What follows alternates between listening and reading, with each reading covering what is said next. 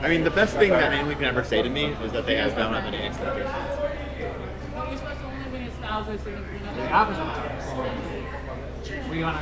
I want you to. For some reason, it feels like freeing to me. Like, to like, That would be such a lie. I don't know why anyone would interface with anyone if they had no expectation. I guess because like, here it is. Like,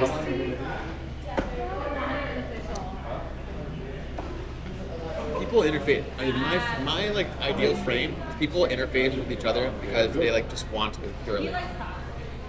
And my ideal frame rather, it is like are interfacing with each other because like it's just like what feels good, and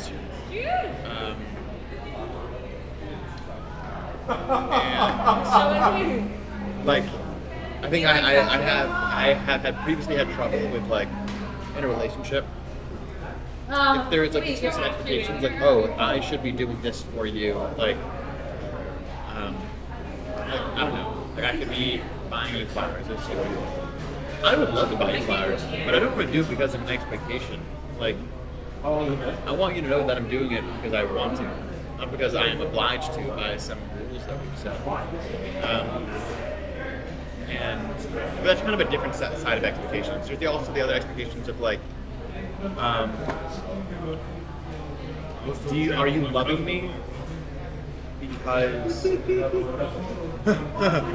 that's not. Are you loving me because of something? Like if someone has created expectations, someone who loves me has created expectations for me. What happens if I don't meet them? Like, are they loving me because of what they expect to get from my company? The pressure.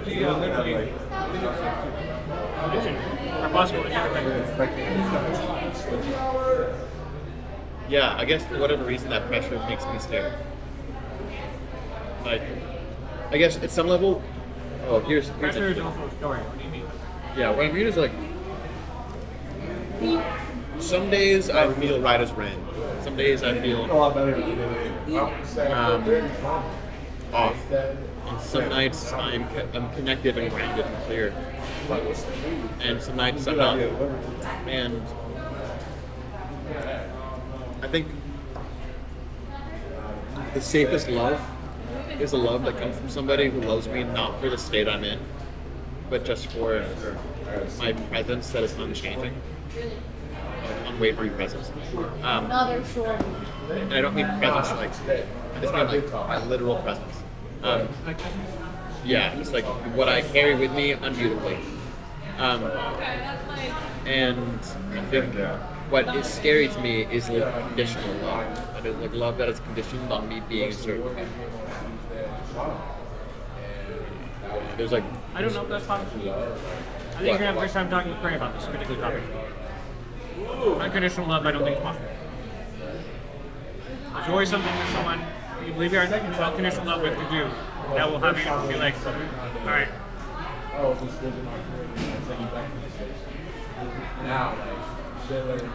I mean, it lies about how much of a romantic you are, but it's just not. yeah. Oh man. Whoa. Okay. Hold on. Yeah, we're getting into something.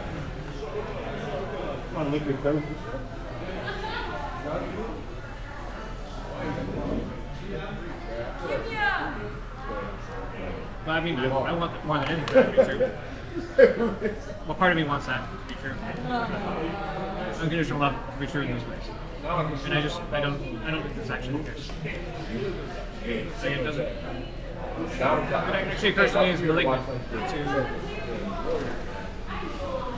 if the majority faction of my brain didn't believe unconditional love was possible, it actually seems cancerous for trying to actually hold that belief. It will reliably lead to narcissism. In the same way, the hyper empath. In my world, you will be then taking on the role of the hyper empath. It will call out of the woodwork all the most malignant narcissistic patterns. In town. The next town over. Because they'll take advantage of it. Right. They will have no choice but to, because our brains are basically downstream peacock feathers from our genetic material, which are grandchild maximization machines that give us the hallucination of things like love to increase stability across generations. What about like divine love? Pretty scientific materialist on all of it. Fair enough. I use those words because that helps for some people. Like, I mean, it's basically a more intoxicating delusion. Right. Because we call it divine or something, or it puts us in touch with God. what is love? Pure stents, like set of chemical reactions, typically cause pair bonding and imprinting, and that increase our survivability. What were we talking about earlier? When we were talking about the wind on my back and the feeling of the turn. Like, and we were talking about it through the frame of love. That appears to be unconditional. The texture of sensation. Yeah. And if you interpret that as love, then it is. I think we're moving the goalposts then. Because I we were talking about like romantic love or love. Okay. I'm You're hearing right. that the text- I am being a not faithful conversationalist. Let me reground. You're right. But also, I think I'm a little confused about what I really want. There's some part of me that wants unconditional love. You want to live the life. I'm sure that's just Yeah. true by default, everybody. And if there are meme plexes that we can both buy into, that will confer us more of a life we want to live. There are what? Correct? Meme plexes. Meme complexes, like complex of memes. What does that mean? It's like who you are, why there's a set of values that I can move from. And that's a meme plex. Yeah. Our ideas of JJs and complex ideas of family or acting are complex. And when you have a portfolio that's corresponding in positive interlocking ways, then that's like a healthful form of like alliance over time. Or you have same blind spots and you can still like have positive social interactions. Sorry. Sometimes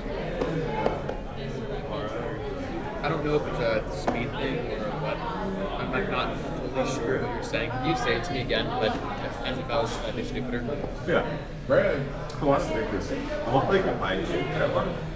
Greetings. Good morning. So you're talking about meme plexes, and you were talking about simplifications because we have meme plexes.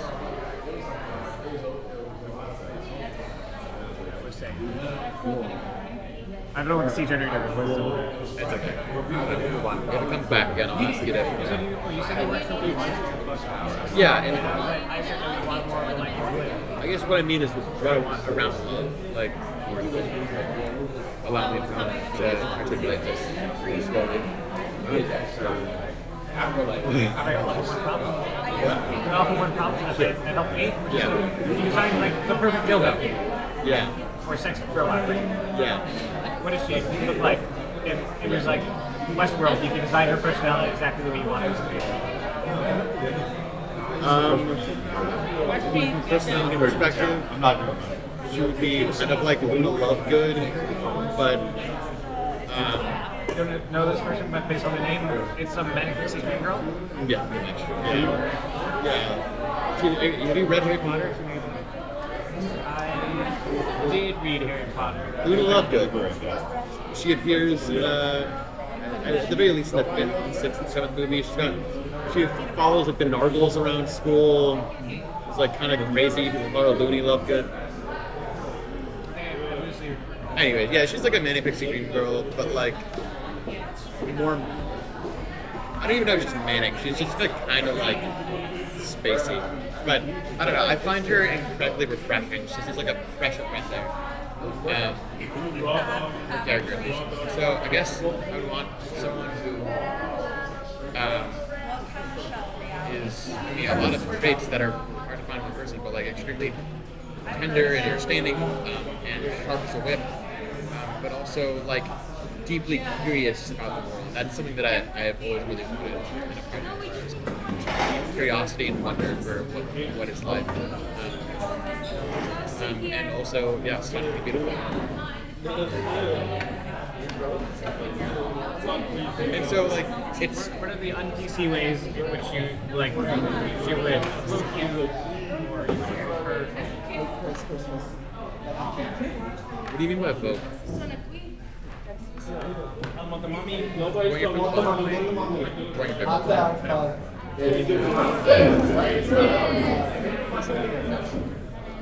How would it be for you to attempt to learn how to one move?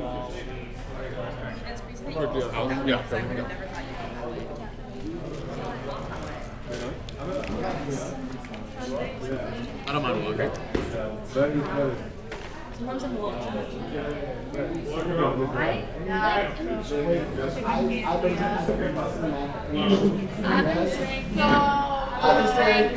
Yeah. Who's motivated at it? What do they people?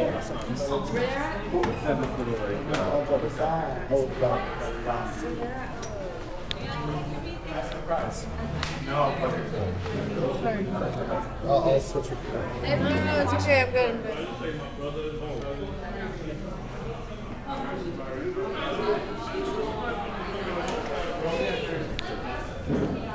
Taxi. Bring it closer.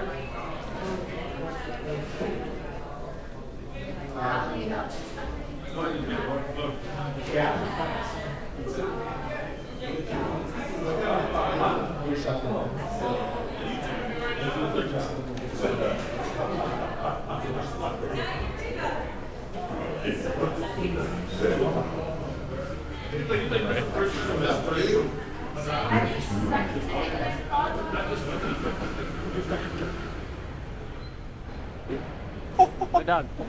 That dude is a Go what? chonker. That's great. Canonical, like perfect Paragon. Alright, here's a fear I have, and it's funny. This is why Brian and I even started talking about him in the first place. We're talking. I mean, I spent a portion of my life being very into like pickup in game, and like being a pickup artist essentially. Yeah. I know. Wow. A manipulative past. Oh, amazing. What you over that? It's like a lot of guys have done it. But yeah, I mean, it's something that I had kind of like abandoned because it felt like Oh yeah. deep. Swing the pendulum phase. Basically, it just felt like, yeah, like it felt deeply not aligned. And it felt like I was causing pain where I didn't need to, and I didn't feel like I was actually connecting because I was. Yeah. I felt like I was playing. I guess literally why the game. Yeah, and so. Do you want to put it one or you seem like you're I'm cool walking. I find it. Yeah, I'm focused on talking. okay? It's helpful for me. Anyway, so I brought this up to say that. Yeah. Like one of the things I learned with the game, right, is like how to kind of occupy a very, I mean, well, among many things, like I learned how attractive it is to be very dominant, and how attractive it is to be, occupy this, like, I interpreted masculine. it as like to be directive about your desires. That's attractive to be around somebody who is directive because I make it mean that they will be more likely to be in providership for future children. Yeah. Yeah, I guess that's true. But okay, what am I really trying to say? Allow me to get this out slowly. It's not fully articulated in my brain, so it'll take time coming up. Have you read David Data's work? Yes. Okay. It, Are you it made me. practicing it? It made me uncomfortable. Okay. I mean, it definitely made me uncomfortable, but I mean, there's also a net clear.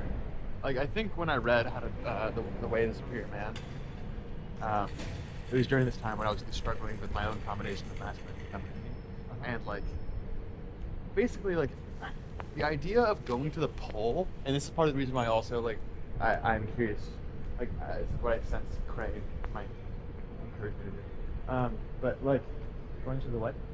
going to the polar side of masculinity, like basically like David Data's whole thing is like, look, if you have a masculine core, like sit into that core and offer your gift, Yeah.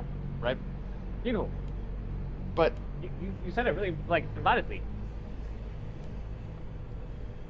I have a lot of femininity and a lot of masculinity, and I am Yeah. not interested in You're gorgeous. abandoning either of those things. You don't have to. That's the whole point. Is you just have the dynamic range. But to stick yourself in one, or just by narrowly winnowing yourself into like a small band of what's plausible because of PC culture seems super shitty. Exactly. And What a gift to rob them. here's what basically what I want in a lover is why I think about this is someone who doesn't need me to be in one core Yeah. all the time. They don't. It's just one pull they offer. It's just like practice this one gear if you want to get these type of results. On other great hills, you want to try a different gear. Right. Well, here's my fear is like if I play that gear. This is what I found in the game. It's like when I play that gear, I guess. then I whatever. When I play that gear, I find that I attract women more interested in that gear, and then when I like play a different gear, then they're confused. Yeah. I mean, you play so those different gears so well. It's going to be confusing and confronting when you show up as a human being or other things to the narcissistic woman that wants everything her way. Right. And she will use her confusion as a weapon to try to control you, and you will fall for it. So If you're not in your seat of power. yeah, and I mean, the longer I've lived, the more that I've looked, I feel less easily controlled. But I mean, that is my deepest fear, really. Like, Being controlled? I have this really deep fear. I have this really deep fear specifically. I can paint for you if you're curious. That like I might do something that offers up a lot of vulnerability. Like I might like let someone like peg me, for example, and then, and someone who I love, and for whatever reason, after this experience, they've like turned on me, and are like emotionally manipulating me into like doing that more, but I don't want to, but like I feel like I must because or else I'm gonna lose them or something like that. Like, and like they're like somehow humiliating me in front of other people. Like there is like some like deep fear there. Oh, this is exactly what happens on this live stream, so you can just cut straight to it. I think you'll bottom out and find out that it's not that bad. We'll turn that thing. The thing is like I don't even like I don't even think Craig can do it to me. Oh, okay. Well, I mean, you got. Did you read Existential King? No, I haven't. Okay. Read the premise. What? Are you open to hearing the premise? Sure. Everything that you're resisting, you're secretly getting off on. So your fears are something implicitly that you're resisting, and you're secretly getting off on it much more than you're willing to consciously admit. Yeah, well, I mean, getting off. What do you mean? Like, I do like, I do find that attractive. Like, I have like, it took me like a whole year to reconcile the fact that I was like, kind of slowly watching pornography that lined up with this exact scenario that I was describing. Mm-hmm. And like now I like accept the fact that that turns me on, but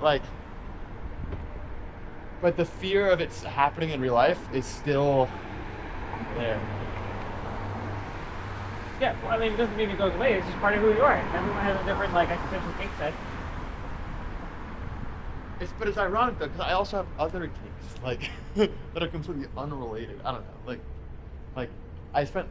You have more than one kink, so, oh my goodness. You know, Yeah, more than one dimension. Okay, that's not. Yeah, that's fair. Well, like, I spent like I don't know the majority of my sexual life being like hyper dom, and I was really good at it, really enjoyed it, and not. What? Okay, great. So what's the issue here? Because there's more to explore Who can and test that? what? Who can test that? You're saying that I don't like being apparently victimized by women who only want to see me as one gear. I want to be seen for all of me.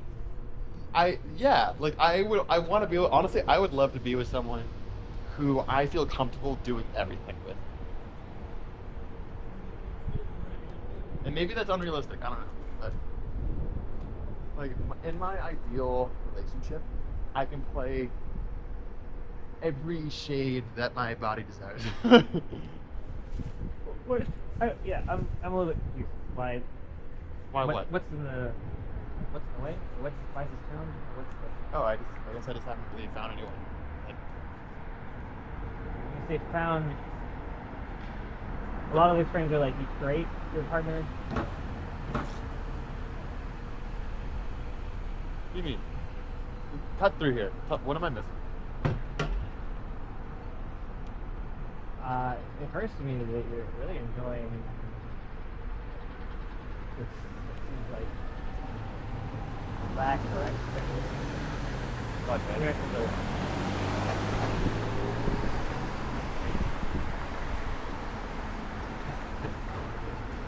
Can we pause for a second? Yeah.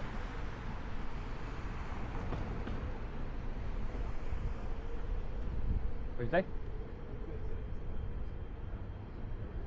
Oh yeah, hold on. This feels important. All right, say it to me again. Whoa, what a memory maker in place. I asked you to cut through, and you said something about how I'm really enjoying X. Oh yeah, it occurs to me that you're really enjoying what seems like victimizing yourself to circumstances and like, I haven't found this person, and this story occurs to me as in a similar texture of like righteousness, as like maybe I am about like this religious blah blah blah having a takeover, and you're giving a lot of energy to this story. I haven't found this person, and the alternative being like what would it look being like? an agent in a seat, even if agent is still just an illusion, but like on the whole spectrum of things. Wait, sorry. Oh. Oh. Oh, you were saying just go find her. Not even to go find her, but you actively create. Like, How do I if do reality is procedurally generated, that? Yeah. there's already a big premise.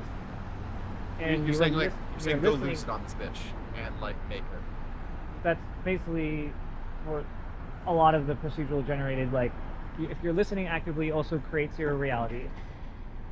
If your listening is, I haven't found her, that is a present-based perennial statement Yeah. that will create reality in, oh, I still haven't found her. And that you'll be very right. And there's a certain texture of what occurs to me is arguing for your limitations or the current state of the world, which is not having the state of what you want. How do I change? Well, there's a texture and a pleasure simply of stepping into the mindset of clearing where you get that your listening actively creates, and in the clearing of having just had this interaction with Alton, who also has a very psychoactive texture, who has a similar taste or texture for people in life, that you could very well and very easily with some interfacing with somebody who gets that anything you want is a number of conversations away. Choose to take that on fully and completely. Let that new belief tile or take over any other factions that are like, oh, well, I just haven't found her. And notice how much more pleasurable that is. And if you simply follow the pleasure of that, you will find other results happen.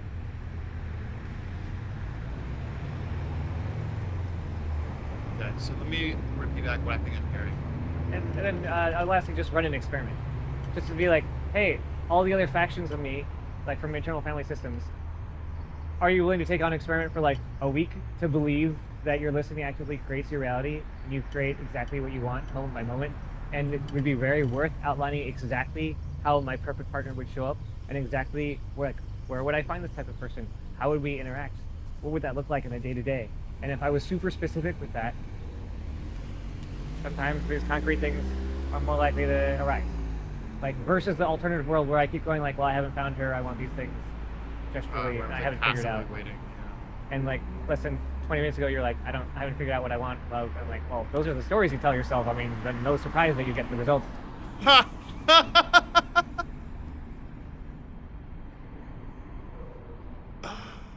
Oh my god, why didn't I think of that? Well, by definition, they're your blind spots. Why we need a village or community.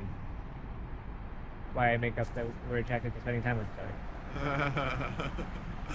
Yeah, I guess this idea that like I want a specific person, and I can picture exactly who this person is, and of course I can picture exactly where I should find her. Why am I not going there? Because apparently you like the idea of it more than actually. I mean, I guess like some part of the convenience of me like music. Maybe I can picture her finding me where I'm at, but like. Mhm. Well, just consider like how probable that is, that situation versus like the other one, and it's also understandable by default. Our ego structures are ultra narcissistic, and they just want things to fall out of the sky into our pockets. Yeah. I've been really. Here's the tough part is like, I have had a ridiculously lucky life. Like, things just work. See, there you go. That's beautiful. You're doing it. You don't need to say it anymore. I mean, maybe you want to aim it towards specific areas here, but Yeah, I don't know. I mean, I guess I've just always had a faith that things are just gonna work. So, and they have. Oh, you know it's. Oh my god. It's funny, man. As soon as I give myself the power to control that, it also means I have the power to drop it. Mhm. And it's easier just to like think I don't have control over the fact that I'm lucky and it's just happening. Because then I can't change it. Like, I'm just lucky. And like that's just things are gonna work out. It's out of my control. It's just like that's just how things are. Things work out for me. But if I like empower myself with the ability to create my own luck, that means I also inherently empower myself with the ability to not create my own luck. And well, yeah, that's scary. You understand?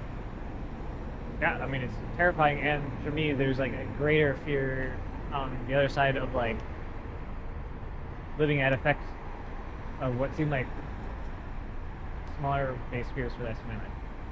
Yeah, I Because know. that's what I condemn all future selves to implicitly through my inaction. You can have them to what? Smaller what? Smaller Lives fears. and stories.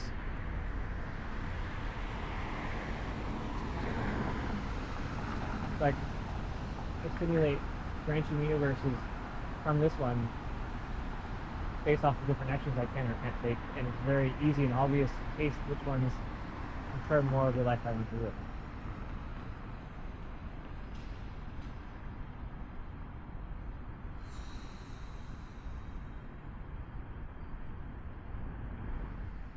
Like you actually already just did that too with the rapid fire simulation. You're like, oh, well, I already know where I'd likely find this person. Why am I not doing that? Yeah. And it was very clear in that moment.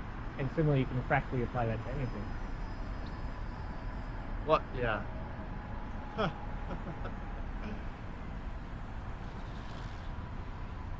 I mean, we're just talking about like manifesting, right? This is what we're talking about, essentially. I don't really know specifically about that. I think that seems like just really in the Yeah, like law of attraction. Like if you believe it'll work out, it'll work out.